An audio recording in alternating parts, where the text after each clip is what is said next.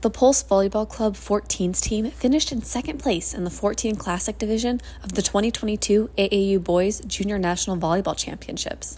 And they did it all without their head coach on site. That's because Daniel Hart, their head coach and club director, had recently suffered a stroke and had to stay behind in California to recover. I went to the chiropractor and things were good, and they do the neck manipulation, as I call it, where they crack the neck.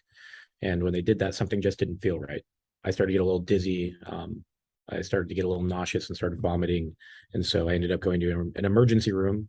And so the next morning, a doctor came in and said that I had a stroke. And I was like, what? I'm 34 years old. I'm fairly active. Don't have a history of, anything in relation to this. So what exactly is a stroke? This video from Health Sketch explains it. The brain, like all parts of the body, needs oxygen, which it gets from the blood.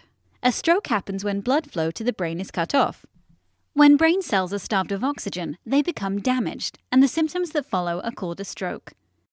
Turns out that when they manipulated my neck, there is an artery that connects to your brain, your vertebral artery, and my right one pretty much cut. They called it a dissection. So a right vertebral artery dissection is what I had. Now, thankfully, because we caught it so fast, I didn't have the normal afterward effect of what normal stroke victims have. So they just put me on blood thinners. I got put in a neck brace and was told, don't do anything. And for me, as a volleyball coach who's been on the run, self-employed for a long time, I don't comprehend that very well. I live and breathe volleyball. As bad as it sounds, I almost just found out I almost died from this situation. The first thing I think of is we have nationals coming up, and my 14s team, I've just, they're sorry. We've had a really, really good year together. And as a coach and a club director, it's really rare to see kids support each other in the way that we have. And I didn't want to be the reason that it ended. One of the big questions from all of this with nationals is, okay, can we make it happen? Well, can we get a coach there? Can I get on a plane if I heal fast enough? What do we do? And so we were able to find Coach Zach Courier, who had been working with our team a little bit. He's a little bit younger in his first year coaching. Zach has stepped up just exponentially. So we formulated this really ridiculous, weird plan. So we have the Baller TV access that AAU is doing, which is great. Coach Zach is wearing a AirPod in his ear, and I am calling him on my phone to talk to him while watching the games on my TV in my office, and pretty much telling him what to say, when to call timeouts, what the score is.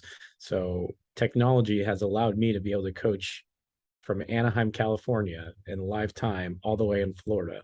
We did life digitally for like 2 years, right? Like, it shouldn't be that hard. I was like, oh, this is perfect. I just have you in my head. I'll say exactly what you say. I'm just kind of like his shadow, basically. Zach is doing an amazing job with this team in his first year as a head coach, and maybe this will open up an avenue for him. The team is, for me, the most important thing for their first national tournament ever. They're having fun and they're finding success, and that the success is a cherry on top.